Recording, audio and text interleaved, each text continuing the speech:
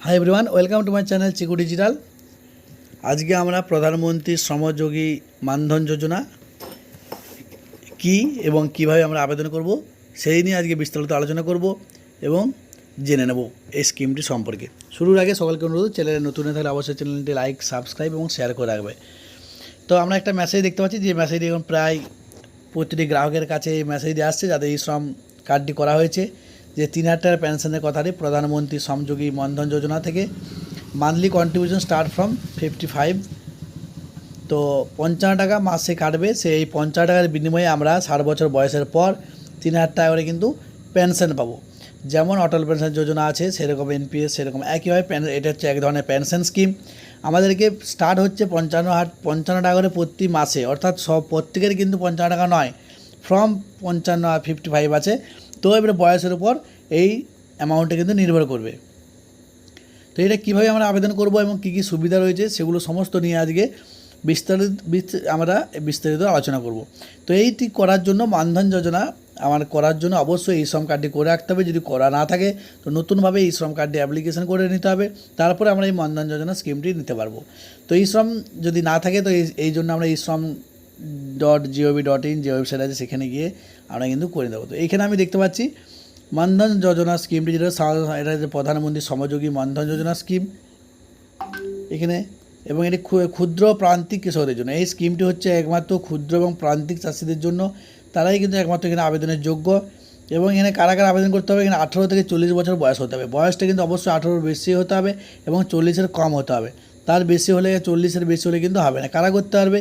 বিভিন্ন যে labour department যেগুলো আছে, রিক্সা চালক আছে, তাছাড়াও গৃহকর্মী ইত্যাদি, যাদের মাসিক আয় 15,000 টাকা থেকে কম বা 15,000 টাকা, তারাই কিন্তু আবেদন করতে। সুবিধা কি নেই প্রকল্পে? প্রতি মাসে ন্যূনতম 3,000 টাকা করে পেনশন পাওয়া যাবে। কীভাবে আবেদন করা যাবে না, এটা যে কোনো অনলাইন সিএসসি সেন্টারে, গ্রাহক সেবা কেন্দ্রে আমরা গেলেই কিন্তু এটা আমরা সেখান থেকে আবেদন করে নিতে পারবো। তো যোগাযোগ কী বলছে, এই স্কিমের ইপিএফও থেকে বিভিন্ন পর্যায়ে 15 ধরনের এসএমএস পাঠানোর কথা এখানে বলা হয়েছে। প্রধানমন্ত্রী কিষাণ মানধন যোজনা কারা আবেদন করতে হবে বলেছি। সুবিধা কী বলেছি, যে মাসে একটা পেনশন পাওয়া যাবে, সামাজিক নিরাপত্তা এবং বৃদ্ধ বয়সে, যেটি খুবই একটি গুরুত্বপূর্ণ। আবেদন করার জন্য আমাদেরকে সিএসসি সেন্টারে গিয়ে নাম নথিভুক্ত করতে হবে। যে কোনো সিএসসি সেন্টার থেকে আমরা কিন্তু আবেদনটি করতে পারবো, এবং মাসে 55 টাকা থেকে শুরু, এবং এটাতে 60 বছর পর আমরা কিন্তু পেনশন পেতে শুরু করবো। অর্থাৎ এটি একটি পেনশন স্কিম। আমরা এখান থেকে পেনশন পাওয়ার জন্য আমরা এই মানধন যোজনা স্কিমটি শুরু করতে পারবো, এবং কেবলমাত্র যারা কৃষক চাষি তারাই কিন্তু এই স্কিমটা আবেদন করতে পারবে, যাদের ইনকাম 15,000 টাকা বা তার কম। এটা একটা সেন্ট্রাল গভর্নমেন্টের একটা স্কিম, আমরা এটা প্রত্যেকেই জানি। তো অটল পেনশন যোজনা একটি সেন্ট্রাল গভর্নমেন্টের স্কিম। তো সেক্ষেত্রে আমার অ্যামাউন্টটা বেশি লাগে, এক্ষেত্রে আমার কিন্তু পরিমাণটা কম। তো আমরা এই জন্য অবশ্যই এই শ্রম যোজনাতে নাম তুলে নেবো। এই শ্রম কার্ড যদি না থাকে, এই শ্রম কার্ডে এইশ্রম.gov.in এই পোর্টালে গিয়ে আমরা কিন্তু এখানে রেজিস্টারে গিয়ে আমরা কিন্তু অনলাইনে আমরা নাম নথিভুক্ত করতে পারবো। এবং যদি রেজিস্ট্রেশন করা থাকে তো এখান থেকে আমরা লগ ইনও করে নিতে পারবো। আমি দেখতে পাচ্ছি এখানে প্রায় 31,04,00,000 মানুষ এই স্কিমে আবেদন করেছেন। এখনও পর্যন্ত 31,04,00,000 মানুষ এই স্কিমে আবেদন করেছেন। তাহলে দেখেই বোঝা যাচ্ছে যে স্কিমটি কতটা ভ্যালুয়েবল। তো আমরা এখান থেকে যে সিএসসি ভ্যালি এই সাইডে গিয়ে সিএসসি লগ ইন করার পর আমরা কিন্তু ওই সিএসসি যাদের আছে সেই লগ ইন আইডি পাসওয়ার্ড দিয়ে আমরা আবেদন করে এখান থেকে আমরা কিন্তু সার্ভিসে যাব।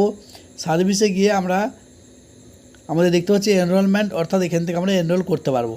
আমি এখানে 3টি স্কিম দেখতে পাবো: প্রধানমন্ত্রী শ্রমযোগী মানধন যোজনা, প্রধানমন্ত্রী কিষাণ মানধন যোজনা এবং national scheme for traders and self employment person. তো এইগুলো আমরা এখান থেকে যে কোনো একটি আবেদন করতে পারবো। বলছে আর ইউ রেজিস্টার ইন শ্রম, এটি করতে গেলে আমার প্রথমেই জিজ্ঞাসা করা হবে যে এখানে আমার এই শ্রমের রেজিস্টার আছে কি না।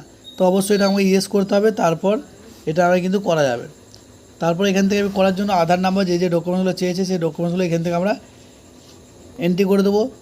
এবং এখানে ওয়েদার দ্য মেম্বার, এখানে এখানে বিভিন্ন পিএফের সুবিধাভোগী আছে কি না সেগুলো নো করব। যেগুলো দেওয়া আছে এগুলো পরপর আমাকে ফিল আপ করতে হবে। নাম, ইউএন নাম্বার, ইশ্রমের যে ইউএন নাম্বার দিতে হবে। তো আমাদের যে ইউএন নাম্বারটি আছে সেই ইউএন নাম্বার এখানে এই শ্রম কার্ডে লেখা আছে, সেই হিসাবে আমরা এখান থেকে নতুন করে রেজিস্ট্রি করে নিতে পারবো।